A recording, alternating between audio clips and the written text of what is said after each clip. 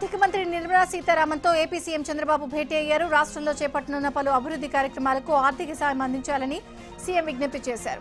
సాస్కి పూర్వోదయ పథకం తరహాలో రాష్ట్రానికి నిధులు కేటాయించాలని చంద్రబాబు కోరినట్లు సమాచారం. ఆర్థిక సంఘం చైర్మన్ అరవింద్ పనగాడియాతోనూ సీఎం సమావేశమయ్యారు. సీఎం చంద్రబాబుతో పాటు కేంద్ర మంత్రి రామ్మోహన్ నాయుడు, రాష్ట్ర ఆర్థిక మంత్రి పయ్యావుల కేశవ్, లావు శ్రీకృష్ణదేవరాయలున్నారు. ఏపీ చరిత్రలో తొలిసారిగా 16,347 పోస్టులతో మెగా డీఎస్సీ ప్రకటించి విజయవంతంగా నిర్వహించాం. ఇకపై ప్రతి ఏటా డీఎస్సీ నిర్వహిస్తామని మంత్రి నారా లోకేష్ తెలిపారు. ఉండవల్లి నివాసంలో విద్యాశాఖపై ఉన్నతాధికారులతో ఆయన సమీక్ష నిర్వహించారు. అనవసరమైన శిక్షణా కార్యక్రమాలతో ఉపాధ్యాయుల విలువైన సమయాన్ని వృధా చేయవద్దన్నారు. ప్రభుత్వ పాఠశాలల్లో విద్యా ప్రమాణాలను మెరుగుపరిచేందుకు గత 14 నెలలుగా సమర్థవంతంగా సంస్కరణలు అమలు చేశామన్నారు. ఇక మెరుగైన ఫలితాలపై దృష్టి సారించాల్సిన బాధ్యత అధికారులు, ఉపాధ్యాయులపై ఉందన్నారు.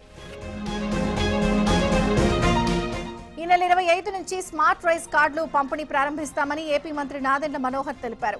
మొదటి 9 జిల్లాల్లో స్మార్ట్ కార్డుల పంపిణీ కార్యక్రమం చేపడతామని చెప్పారు. సుపరిపాలనలో భాగంగా అనేక సంస్కరణలు తీసుకొచ్చామని మంత్రి తెలిపారు. స్మార్ట్ కార్డులతో డీలర్ల అక్రమాలకు చెక్ పెడతామన్నారు.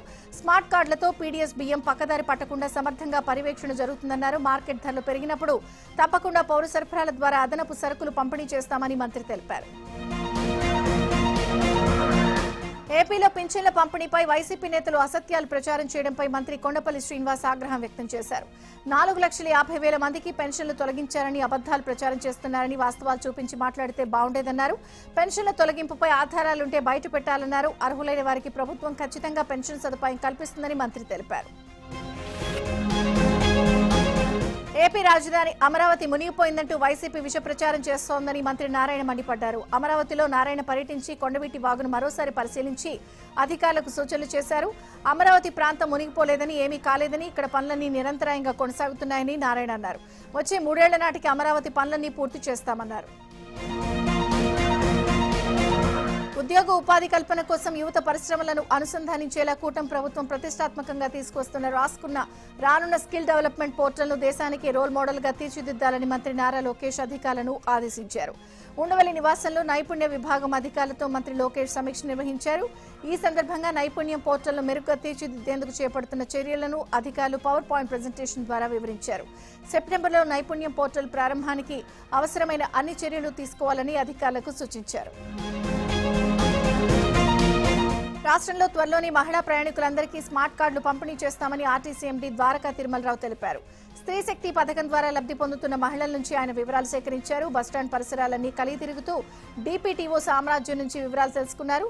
స్త్రీ శక్తి పథకం ప్రారంభించి వారం రోజులైందని, సజావుగా సాగుతుందని తెలిపారు. ప్రభుత్వం నష్టాన్ని భర్తీ చేసి పథకాన్ని కొనసాగిస్తుందని తెలిపారు. కేంద్రం నుండి రాష్ట్రానికి రావాల్సిన యూరియాను తీసుకురావడంలో కేంద్ర మంత్రులు కిషన్ రెడ్డి, బండి సంజయ్ ఇద్దరు విఫలమయ్యారని తెలంగాణ మంత్రి అడ్లూరి లక్ష్మణ్ కుమార్ మండిపడ్డారు. వారికి చేతకాకనే కాంగ్రెస్ ప్రభుత్వంపై బురద జల్లేందుకు ప్రయత్నిస్తున్నారని ఆరోపించారు. కేంద్ర మంత్రి కిషన్ రెడ్డికి హైదరాబాద్ లో రాజకీయం చేయడం మాత్రమే వచ్చని, రైతుల కష్టాలు ఆయనకు తెలియవని ఎద్దేవా చేశారు. యూరియా సరఫరా విషయంలో రైతులు ఆందోళన చెందవద్దని, ప్రభుత్వం రైతులకు అండగా ఉంటుందని భరోసా ఇచ్చారు. ఎరువుల సరఫరా కేంద్రం చేతిలో ఉంటుందని, యూరియాను కేంద్రం ఎందుకు సరఫరా చేయడం లేదో తెలియడం లేదని మంత్రి పొన్నం ప్రభాకర్ రైతులకు వివరించారు. సిద్దిపేట జిల్లా అక్కన్నపేట మండలంలో అంగన్వాడీ కేంద్రాలు, గ్రామ పంచాయతీ భవనాలకు శంకుస్థాపన, ప్రారంభోత్సవాలు చేసిన మంత్రి అక్కన్నపేట వ్యవసాయ పరపతి సహకార సంఘం వద్ద రైతులతో మాట్లాడారు. తాను ఎవరిని నిందించడం లేదని, రైతులకు యూరియా అందితే చాలని కోరుతున్నట్టు పొన్నం చెప్పారు. ఇప్పటి వరకు ఉన్న స్టాక్ను రైతులకు అందించాలని వ్యవసాయ అధికారులకు సూచించారు. యూరియా కొరత పేరుతో కొందరు రాజకీయం చేస్తున్నారని, అలాంటి తప్పుడు ఆరోపణలను నమ్మవద్దని ఎంపీ రఘునందన్ రావు రైతులకు సూచించారు. యూరియా ఇచ్చేది బీఆర్ఎస్, కాంగ్రెస్ కాదని కేంద్ర ప్రభుత్వం మాత్రమే ఇస్తుందని ఆయన చెప్పారు. అందరికీ సరిపడేలా 50,000 మెట్రిక్ టన్నుల యూరియాను వారం రోజుల్లో తీసుకొస్తున్నామని రఘునందన్ రావు తెలిపారు. మెదక్ జిల్లా రామాయంపేటలో బీఆర్ఎస్ మాజీ ఎమ్మెల్యే పద్మా దేవేందర్ రెడ్డి ఆందోళన నిర్వహించారు. రామాయంపేటలో వందలాది మంది రైతులు బీఆర్ఎస్ శ్రేణులతో కలిసి భారీ బైక్ ర్యాలీ నిర్వహించారు. రైతులకు కాంగ్రెస్ ప్రభుత్వం యూరియా సరఫరా చేయడం లేదని విమర్శించారు. బీఆర్ఎస్ హయాంలో రైతులకు సరిపడా ఎరువులను అందించామని, ప్రస్తుతం రైతులు యూరియా కోసం అనేక కష్టాలు పడుతున్నారని ఆగ్రహం వ్యక్తం చేశారు. వెంటనే ప్రభుత్వం స్పందించి రైతులకు యూరియా సరఫరా చేయాలని డిమాండ్ చేశారు. కొమరం భీం జిల్లా కాగజ్నగర్లో బీజేపీ ఎమ్మెల్యే పాల్వాయి హరీష్ బాబు నిరాహార దీక్ష విరమించారు.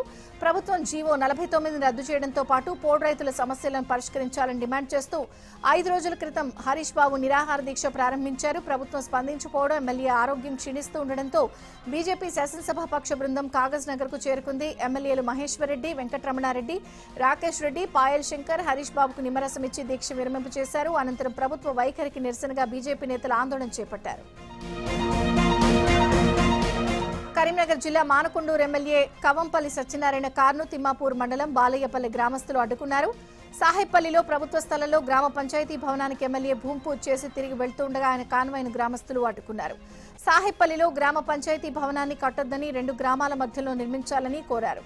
గ్రామస్తులతో కాంగ్రెస్ కార్యకర్తలు వాగ్వివాదానికి దిగారు. దీంతో పోలీసులు 2 వర్గాలను చెదరగొట్టారు. తెలంగాణలో పలు జిల్లాల్లో రైతులను యూరియా కష్టాలు వెంటాడుతున్నాయి. సిద్దిపేట జిల్లా దుబ్బాక, మిరుదొడ్డి గ్రామాల్లో రైతులు పడిగాపులు కాస్తున్నారు. గంటల తరబడి లైన్లలో నిలబడ్డ యూరియా అందక రైతులు ఆందోళన బాటపడుతున్నారు. 25 రోజులుగా తాము అష్టకష్టాలు పడుతున్నామని రైతులు ఆవేదన వ్యక్తం చేస్తున్నారు. 5 ఎకరాల భూమి ఉన్న రైతుకు ఒకే యూరియా బ్యాగ్ ఇస్తున్నారని, ఇలా అయితే తాము వ్యవసాయం ఎలా చేస్తామని రైతులు ప్రశ్నిస్తున్నారు. గత ప్రభుత్వ పాలనలో ఈ సమస్య రాలేదని, ఇప్పుడెందుకు వస్తోందని రైతులు నిలదీస్తున్నారు.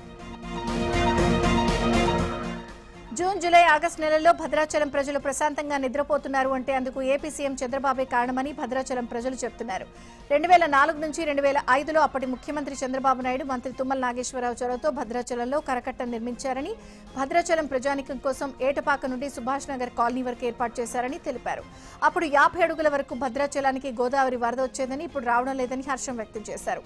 అందుకు కారణమైన ఏపీ సీఎం చంద్రబాబు నాయుడు చిత్రపటానికి నాయకులు, కార్యకర్తలు పాలాభిషేకం నిర్వహించి కృతజ్ఞతలు తెలిపారు. హైదరాబాద్ హబ్సిగూడలోని ఓ మార్వాడి షాప్ ముందు ఓయూ జేఏసీ నాయకులు ధర్నా చేపట్టారు. గో బ్యాక్ మార్వాడి అంటూ నినాదాలు చేశారు.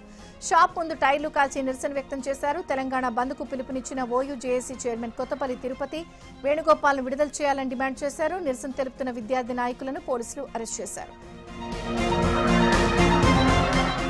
మార్వాడీలకు వ్యతిరేకంగా నల్గొండ జిల్లా మిర్యాలగూడలో పలు వర్తక దుకాణాలు యజమానులు బంద్ పాటించారు. నాసిరకం వస్తువులు అమ్ముతూ మార్వాడీలు ప్రజలను మోసం చేస్తున్నారంటూ పలు షాపుల యజమానులు ఆవేదన వ్యక్తం చేశారు.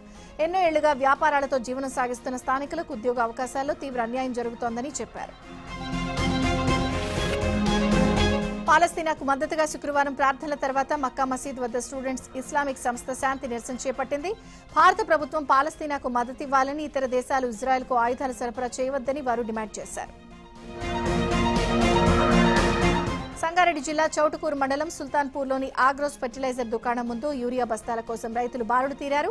గంటల కొద్దీ క్యూ లైన్లో నిలబడి పడిగాపులు పడ్డారు. తమకు యూరియా అందుతోందో లేదో అనే ఆందోళనతో రైతులు దుకాణదారులతో వాగ్వివాదానికి దిగారు. అయితే అందరికీ యూరియా అందజేస్తామని అధికారులు రైతులకు నచ్చచెప్పారు. యూరియా కోసం వచ్చిన రైతులను గోదాంలోకి పంపించి షట్టర్ వేసి తాళం వేసిన ఘటన మంచిర్యాల జిల్లా చెన్నూరులో కలకలం రేపింది. యూరియా కోసం ఉదయం నుంచి క్యూలో నిలబడిన రైతులు గోదాం లోపల ఇరుక్కుపోయారు. నిర్వాహకుల నిర్లక్ష్యం కారణంగా ఈ పరిస్థితి తలెత్తిందని రైతులు ఆగ్రహం వ్యక్తం చేశారు. తక్షణమే రైతులకు యూరియా అందజేయాలని డిమాండ్ చేస్తున్నారు. కోడి వ్యర్థాల సేకరణ డంపింగ్పై జీవీఎంసీ కౌన్సిల్ సమావేశంలో అధికార ప్రతిపక్షాలు గట్టిగా లేవనెత్తాయి. కోడి వ్యర్థాలతో కొందరు అక్రమంగా వ్యాపారాలు చేస్తూ ప్రజల జీవితాలతో చెలగాటమాడుతున్నారని ఆరోపించారు. అక్రమార్కులపై జీవీఎంసీ చర్యలు తీసుకోవాలని డిమాండ్ చేశారు. కోడి వ్యర్థాల అక్రమ రవాణా జరగకుండా తగిన చర్యలు తీసుకోవాలని అధికార ప్రతిపక్ష సభ్యులు డిమాండ్ చేశారు. అన్ని చర్యలు తీసుకుంటామని మేయర్ పీలా శ్రీనివాసరావు తెలిపారు. బాపట్ల జిల్లా కొత్తపాలెంకు చెందిన 7 ఏళ్ల ఓ వికలాంగ బాలికకు అధికారులు షాక్ ఇచ్చారు. పింఛన్ నిలిపివేస్తున్నట్లు నోటీసులు ఇచ్చారు. ఓ కాలు చేయి చచ్చుబడిపోయిన షేక్ సబానా అరాకు ప్రభుత్వం ఏడాది నుంచి వికలాంగుల పింఛన్ 6,000 ఇస్తోంది. అయితే తాజా పింఛన్ నిలిపివేస్తున్నట్లు వార్త రావడంతో తల్లిదండ్రులు స్థానికంగా ఉండే అధికారులను సంప్రదించారు. ప్రభుత్వ వైద్యుల నుంచి మళ్లా వికలాంగుల సర్టిఫికెట్ తీసుకుని మళ్లీ దరఖాస్తు చేసుకోవాలని సూచించారు. దీంతో నడవలేని తమ బిడ్డను తల్లిదండ్రులు గుంటూరులోని జీజీహెచ్కు తీసుకొచ్చి సర్టిఫికెట్ తీసుకున్నారు. అయితే తమ బిడ్డకు పింఛన్ ఎందుకు ఆపుతున్నారో అర్థం కావడం లేదని తల్లిదండ్రులు వాపోతున్నారు. ఏలూరు జిల్లా పోలవరం మండలం పట్టిసీమ కన్నాపురంలో సత్యసాయి మంచినీటి పథకం యూనియన్ కార్మికులు సమ్మె నిర్వహించారు. ఇప్పటికే 11 నెలలుగా జీతాలు అందకపోవడంతో కుటుంబాలతో సహా రోడ్డున పడ్డామని కార్మికులు ఆవేదన వ్యక్తం చేస్తున్నారు. 110 మంది కార్మికులు జీతాలు రాక తీవ్ర ఇబ్బందులు పడుతున్నామని తెలిపారు. తమకు జీతాలు అందే వరకు 200 గ్రామాలకు మంచినీటి సరఫరా నిలిపివేస్తామని తెలిపారు. జయశంకర్ భూపాలపల్లిలోని అర్బన్ రెసిడెన్షియల్ స్కూల్ విద్యార్థులు అస్వస్థతకు గురయ్యారు. కలుషిత నీరు తాగడంతో విద్యార్థులు అస్వస్థతకు గురైనట్లు తెలుస్తోంది. 100 పడకల ఆసుపత్రిలో 11 మంది విద్యార్థులు చికిత్స పొందుతున్నారు. తూర్పుగోదావరి జిల్లా చాగల్లు మండలం ఊనగట్ల జిల్లా పరిషత్ ఉన్నత పాఠశాలలో 10వ తరగతి పూర్వ విద్యార్థులు వినూత్న రీతిలో ఆత్మీయ సమ్మేళనం జరుపుకున్నారు. శ్రావణ మాసం ఆఖరి శుక్రవారం సందర్భంగా తూర్పుగోదావరి జిల్లా నిడదవోలు మండలం తిమ్మరాజుపాలెం గ్రామంలో వేంచేసిన శ్రీ కొత్తకోట సత్యమ్మ వారికి చీరా సారె సమర్పించి భక్తిని చాటుకున్నారు. దేవస్థానం అధికారులు వీరికి ప్రత్యేక దర్శనం కల్పించి పూజలు నిర్వహించారు. సత్యసాయి జిల్లా అమరాపురం మండలంలోని హేమావతి సిద్ధేశ్వర ఆలయాన్ని hero Manchu Manoj MLA MS రాజు కుటుంబ సమేతంగా దర్శించుకున్నారు. ఎమ్మెల్యే ఎంఎస్ రాజు ఆహ్వానం మేరకు మంచు మనోజ్ దేవదేవుని దర్శించుకుని స్వామివారి ఆశీస్సులు పొందారు.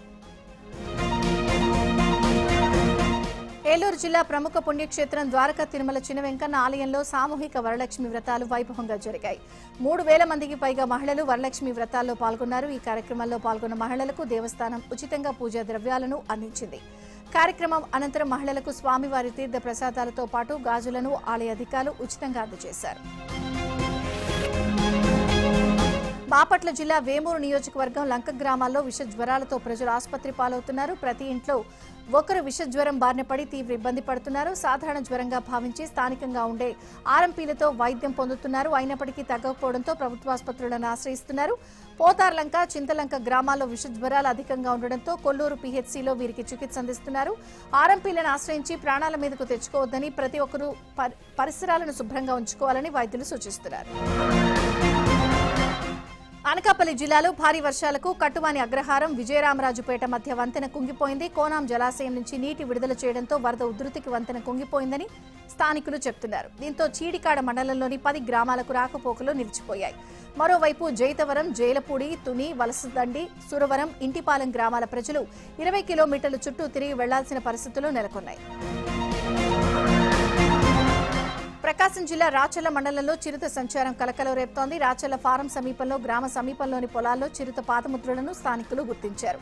దీంతో వెంటనే అటవీశాఖ అధికారులకు సమాచారం అందించారు. అటవీశాఖ అధికారులు చిరుతపులి తిరిగిన ప్రాంతాల్లో పాదముద్రలను గుర్తించి అది చిరుతపులి పాదముద్రలేనని నిర్ధారించారు. రైతులు, పశువుల కాపర్లు ఒంటరిగా ఈ ప్రాంతాల్లో తిరగవద్దని అటవీశాఖ అధికారులు హెచ్చరించారు. గ్రామ ప్రజలు అప్రమత్తంగా ఉండాలని సూచించారు. అన్నమయ్య జిల్లా మదనపల్లిలో ఓ ప్రభుత్వ ఉద్యోగి ఇంటిలో ఏసీబీ అధికారులు సోదాలు నిర్వహించారు. కర్నూలు లేబర్ శాఖ ఏవో బాలునాయక్ కు ఆదాయానికి మించిన ఆస్తులు ఉన్నాయన్న ఫిర్యాదుతో ఏసీబీ తనిఖీలు నిర్వహిస్తున్నారు. బాలునాయక్ ఇంటితో పాటు కర్నూలు, తిరుపతి, రాయచోట్లోని అతని బంధువుల నివాసాల్లోనూ సోదాలు చేస్తున్నారు. అధికారులు పలు కీలక దస్తావేజులు స్వాధీనం చేసుకున్నట్లు అధికారులు తెలిపారు. హైదరాబాద్ వనస్థలిపురం సబ్ రిజిస్ట్రార్ ఆఫీసులో ఏసీబీ అధికారులు తనిఖీలు నిర్వహించారు. సబ్ రిజిస్ట్రార్ ఆఫీసులో జరుగుతున్న అవినీతిపై పలు ఫిర్యాదులు అందడంతో సోదాలు నిర్వహించామని ఏసీబీ డీఎస్పీ ఆనంద్ కుమార్ తెలిపారు. ఆదిలాబాద్ సబ్ రిజిస్ట్రేషన్ కార్యాలయంలో ఏసీబీ అధికారులు దాడులు నిర్వహించారు. సబ్ రిజిస్ట్రార్ శ్రీనివాస్ 5,000 లంచం తీసుకుంటూ పట్టుబడ్డాడు. భూమి రిజిస్ట్రేషన్ విషయంలో మన్సూర్ ఖాన్ పఠాన్ కు చెందిన గిఫ్ట్ డీడ్ విషయంలో 5,000 లంచం డిమాండ్ చేశాడు. దాంతో బాధితుడు ఏసీబీని ఆశ్రయించగా లంచం తీసుకుంటూ ఉండగా శ్రీనివాస్ అధికారులు పట్టుకున్నారు. విశాఖలో క్రైమ్ రికవరీ మేళా చేపట్టారు. నగర వ్యాప్తంగా 101 కేసులు నమోదు కాగా 1,263 గ్రాముల బంగారం, 1,923 గ్రాముల వెండి, 14 లక్షల నగదుతో పాటు 15 బైకులు, 229 మొబైల్ ఫోన్లు స్వాధీనం చేసుకున్నారు. ప్రతి నెల రికవరీతో పాటు నేరాలను తగ్గించడంలో విజయం సాధిస్తున్నామని సిపి శంఖభద్ర బాగ్జీ తెలిపారు. నగరంలో నేరాలను తగ్గించడంతో పాటు నేరగాళ్లను పట్టుకోవడంలో ప్రతిభ కనబరిచిన పోలీసులను సిపి అభినందించారు. బంగారం, వెండి, వాహనాలు పోగొట్టుకున్న బాధితులకు వాటిని సిపి అందజేశారు.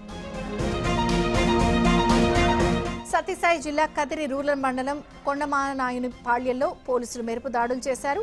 6 గంజాయి బ్యాచ్ ను అరెస్ట్ చేశారు. వారి నుంచి 10 కిలోల గంజాయి, 3 బైకులు, 5 సెల్ ఫోన్లు స్వాధీనం చేసుకున్నారు. నిందితులపై కేసు నమోదు చేశామని కదిరి డీఎస్పీ శివనారాయణ స్వామి తెలిపారు. గంజాయిని మహారాష్ట్ర నుంచి కొనుగోలు చేసి కదిరికి తీసుకొచ్చి విక్రయిస్తున్నట్లు డీఎస్పీ తెలిపారు. పలు దొంగతనాల్లో నేరస్తుడిగా ఉన్న ఘరానా దొంగ మీనుగా రమేష్ ను వనపర్తి పోలీసులు అరెస్ట్ చేశారు. అతడి నుంచి 11,43,000 నగదు, 30 గ్రాముల బంగారం, 1 బైక్ స్వాధీనం చేసుకున్నట్లు వనపర్తి జిల్లా ఎస్పీ రావుల గిరిధర్ తెలిపారు. నిందితుడిపై పలు పోలీస్ స్టేషన్లలో కేసులు నమోదైనట్లు గుర్తించామన్నారు. మహబూబాబాద్ జిల్లా కేంద్రంలో నకిలీ మద్యం తయారీ గుట్టురట్టు చేశారు. కొంతమంది పాత గోదామును అద్దెకు తీసుకుని స్పిరిట్ ను కలిపి మద్యాన్ని తయారు చేసి గుట్టు చప్పుడు కాకుండా వివిధ ప్రాంతాల్లో విక్రయించి సొమ్ము చేసుకుంటున్నారు. దీనిపై పక్కా సమాచారం అందడంతో పోలీసులు నకిలీ మద్యం తయారీ డెన్ పై దాడి చేసి కల్తీ మద్యం తయారీకి వినియోగిస్తున్న మెషిన్, స్పిరిట్, ఇతర పరికరాలను స్వాధీనం చేసుకున్నారు. ముగ్గురు అదుపులోకి తీసుకుని కేసు నమోదు చేశారు. మిగతా వారి కోసం గాలింపు చర్యలు చేపట్టారు. జీడిమెట్ల పోలీస్ స్టేషన్ పరిధిలోని ఓ జ్యువెలరీ షాప్లో దొంగలు పడ్డారు. రాత్రిపూట షట్టర్ తాళాలు పగలగొట్టి 1 గ్రామ్ బంగారు ఆభరణాలు దోచుకెళ్లారు. 70,000 విలువ చేసే గోల్డ్ పూత పూసిన ఆభరణాలు చోరీకి గురైనట్లు షాప్ యజమాని లక్ష్మి తెలిపారు. చోరీ ఘటనపై పోలీసులు కేసు నమోదు చేసి దర్యాప్తు చేస్తున్నారు.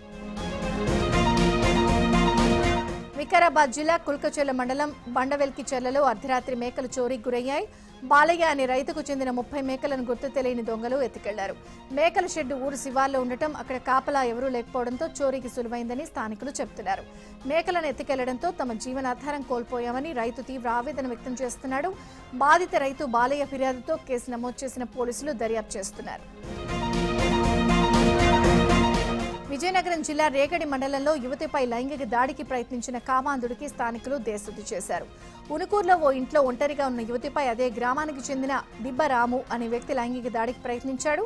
అదే సమయంలో అటువైపు వెళ్తున్న యువకులు బాధిత యువతి అరుపులు విని రక్షించారు. స్థానికుల సాయంతో కామాంధుడికి దేశశుద్ధి చేసి పోలీసులకు అప్పగించారు. సిద్దిపేట జిల్లా హుస్నాబాద్ మండలం Mahmudapur mission Bhagiratha water pump house లో పానల్ బోర్డు మరమ్మతులు చేస్తుండగా ప్రమాదవశాత్తు 3 సిబ్బంది విద్యుత్ షాక్ కు గురయ్యారు. 3కి స్వల్ప గాయాలయ్యాయి. వారిని కరీంనగర్ ఆసుపత్రికి తరలించారు. అధికారుల నిర్లక్ష్యం వల్లే తరచూ ఇలాంటి ప్రమాదాలు జరుగుతున్నాయని సిబ్బంది ఇండి కూటమి, ఎన్డీఏ కూటమి మధ్య ఉపరాష్ట్రపతి ఎన్నికలు హీట్ పెంచుతున్నాయి. ఈ క్రమంలో ఓ మీడియా కాంక్లేవ్ లో కేంద్ర హోంమంత్రి అమిత్ షా ఇండియా కూటమి ఉపరాష్ట్రపతి అభ్యర్థి జస్టిస్ సుదర్శన్ రెడ్డిపై సంచలన ఆరోపణలు చేశారు. నక్సలిజానికి సుదర్శన్ రెడ్డి మద్దతిస్తున్నారని ఆరోపించారు. సల్వా జుడం తీర్పును వెలువరించకపోతే దేశంలో వామపక్ష తీవ్రవాద ఉద్యమం 2020కి ముందే ముగిసి ఉండేదని అమిత్ షా గుర్తు చేసుకున్నారు. బీహార్, బెంగాల్ రాష్ట్రాల్లో ప్రధాని మోదీ పర్యటిస్తున్నారు. 2 రాష్ట్రాల్లో 18,000 కోట్ల ప్రాజెక్టులను ఆయన ప్రారంభించనున్నారు. బీహార్లో 13,000 కోట్ల ప్రాజెక్టులు, పశ్చిమ బెంగాల్లో 5,200 కోట్ల రూపాయల విలువైన ప్రాజెక్టులను మోదీ ప్రారంభించనున్నారు. గయా, ఢిల్లీల మధ్య తిరిగే అమృత్ భారత్ ఎక్స్ప్రెస్, వైశాలి, కోదర్మల మధ్య తిరిగే బుద్ధిస్ట్ సర్క్యూట్ రైళ్లను మోదీ ప్రారంభిస్తారు. కర్ణాటక అసెంబ్లీలో ఆసక్తికర పరిణామం చోటు చేసుకుంది. కర్ణాటక సమస్యలపై చర్చ జరుగుతున్న సమయంలో డీకే శివకుమార్పై బీజేపీ సభ్యులు విమర్శలు చేశారు. దీంతో శివకుమార్ బీజేపీకి సెటైరికల్ కౌంటర్ ఇచ్చారు. కర్ణాటకలో ఆర్ఎస్ఎస్ సిద్ధాంతాలను బీజేపీ ఎలా పిల్లల మెదడులోకి ఎక్కిస్తుందో తమకు తెలుసన్నారు. ఇదే సమయంలో మీరు చిన్నప్పుడు ఆర్ఎస్ఎస్ షార్ట్స్ వేసుకున్నారు కదా అంటూ బీజేపీ నేత అశోక్ వ్యాఖ్యానించారు.